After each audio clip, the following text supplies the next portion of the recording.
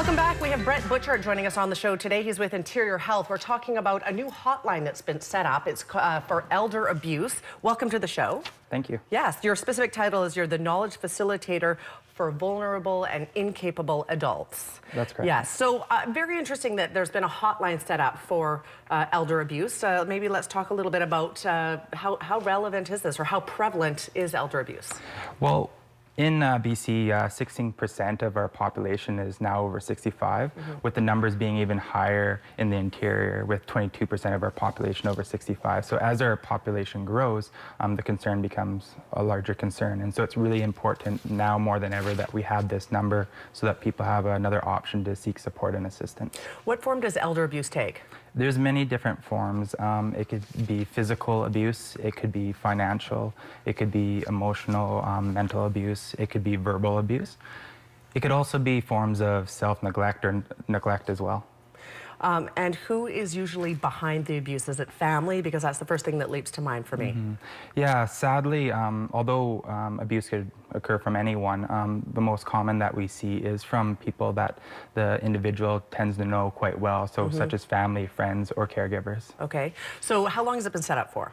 So it just started last week with the introduction of, we introduced it at the time that the Elder Abuse Day came out, and so that's when we introduced it. And who's calling so far? So far, it's been mostly concerned citizens who have seen somebody for quite some time that they're worried or concerned about. Do you hope to see, as time goes on, that a trust factor is established so that seniors themselves will be the ones making the calls saying, I'm being affected? Yeah, and a very important thing for people to know that when they make these calls, that these calls remain confidential so that there's always the trust that they can make these calls and there's no anything wrong that's going to happen from making it. So somebody calls that hotline, and what happens from there? Does the person who answers the phone talk to them or send them on to another resource within Interior Health to get help? How does that work?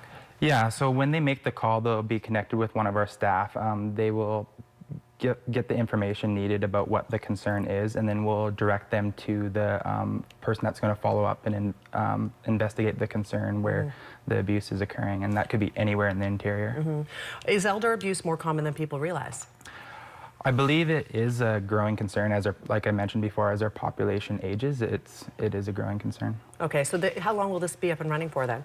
It's going to be a new ongoing resource that we'll have for people.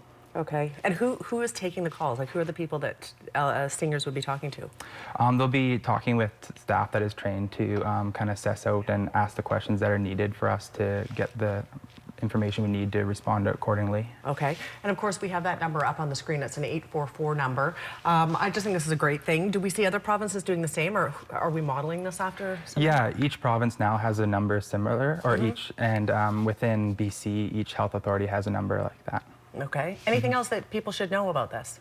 I think what's really important for the public to know is that, one, it's confidential, as well as when they make the call, the more information they can give us, the better. That will help us to follow up on the concern. And the truth is, as our society is aging, and there's many people over the age of 65 now, but that number is supposed to get a lot higher even in the next 15 years. So this might be the type of thing that we see more of. Yeah, it's quite possible. Yeah. All right. Brett, thank you for being here today. Thank you. If you would like to record that number or take it down, it's on the screen right now. It's an elder abuse hotline. It just went into effect last week, and it's going to be around for quite a while, for several years. So definitely take it down. If you think somebody that you know could possibly benefit from making a call, you can absolutely take that number down. We're back in 2 minutes. Stay with us.